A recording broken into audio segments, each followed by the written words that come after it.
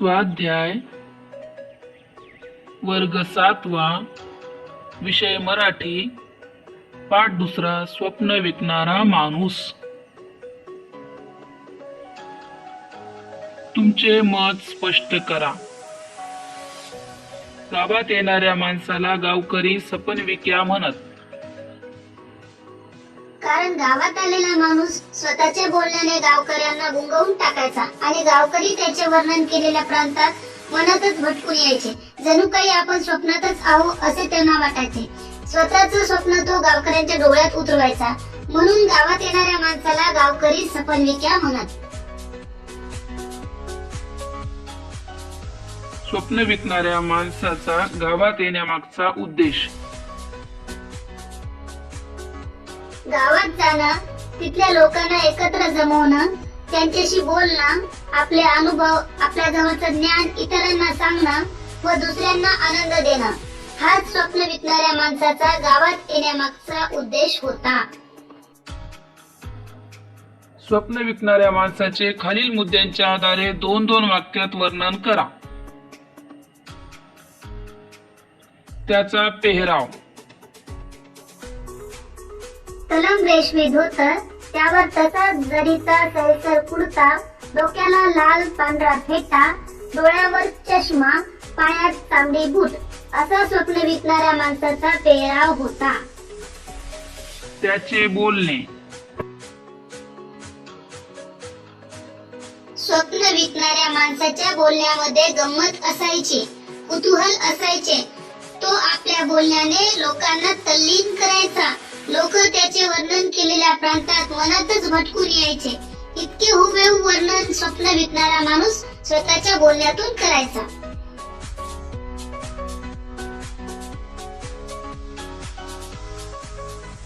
त्याचे स्वप्न। आपले अनुभव, आपल्या जवळचं ज्ञान इतरांना सांगावं, दुसऱ्यांना आनंद द्यावा, हेच स्वप्न विकणाऱ्या माणसाचं स्वप्न होतं। खालील आकृत्या पूर्ण करा। स्वप्नाविषयी लेखकाचे मत। ज्याला स्वप्न बघता येत नाही तो माणूसच नाही।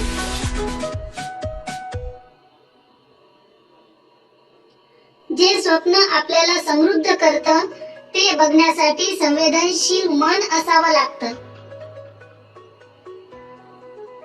ज्यांच्याकडे तीव्र संवेदनशील मन असतं ती माणसं आपल्या स्वप्नपूर्तीसाठी वाटेल ते करतात। स्वतःचे स्वप्न पूर्ण करण्यासाठी स्वतःला इतरांपासून दूर करतात।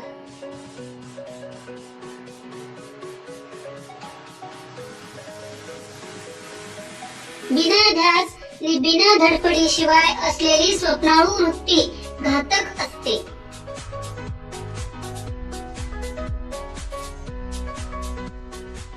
स्वप्नाविषयी इतरांचे मत।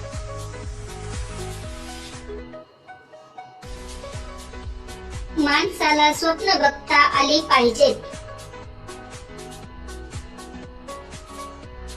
नुसतीच बघता आली पाहिजेत असं नाही, तर ती पूर्ण कशी होतील याचा विचार करता आला पाहिजे।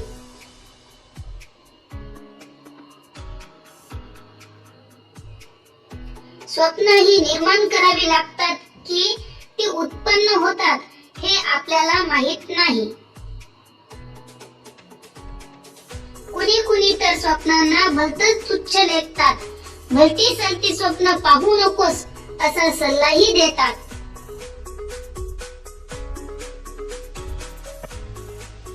स्वप्न विकणाऱ्या माणसाजवळील गाठोड्यातील वस्तू।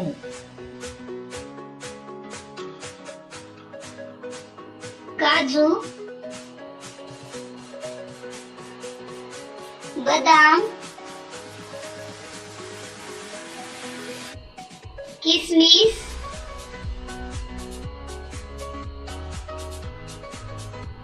वेलदोडे, सुपारी, खारीक,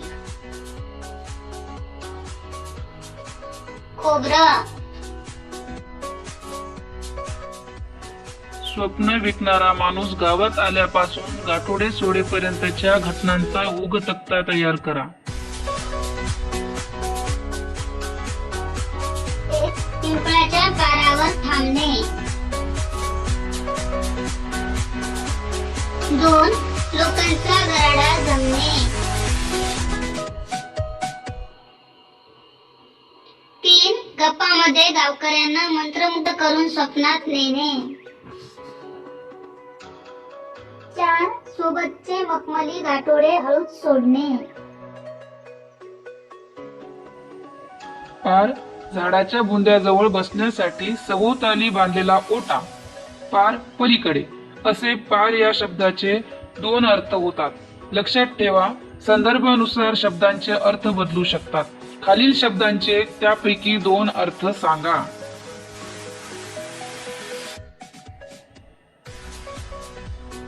हार. 1. पराभव. 2. फुलांची माळ. कर. 1. करणे. 2. हात. वात. 1. शरीराचा एक आजार. 2. वायू. खाली दिलेले वाक्प्रचार व त्यांचे अर्थ यांच्या जोड्या जुळवा. अ गट. 1. मती कुंठित होणे. 2. तरतरी पेरणे. 3. गहिवरून येणे. ब गट. अ. कंठ दाटून येणे. ब. विचार प्रक्रिया थांबणे. क. उत्साह निर्माण करणे. मती कुंठित होणे म्हणजे विचार प्रक्रिया थांबणे. तरतरी पेरणे म्हणजे उत्साह निर्माण करणे. गहिवरून येणे म्हणजे कंठ दाटून येणे.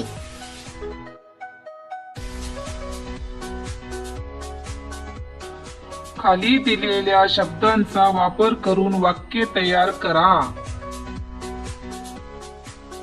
कुतूहल.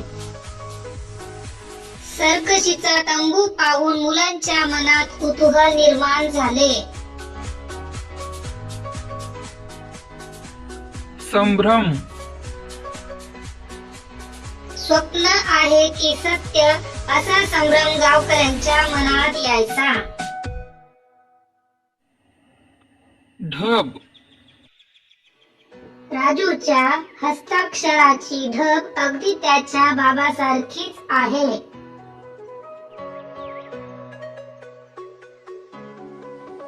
आतुरतेने. नव्या ड्रेससाठी गोपाल दिवाळीची वाट आतुरतेने बघत होता. धन्यवाद. पुन्हा भेटूया नवीन पाठ व नवीन स्वाध्यायासह.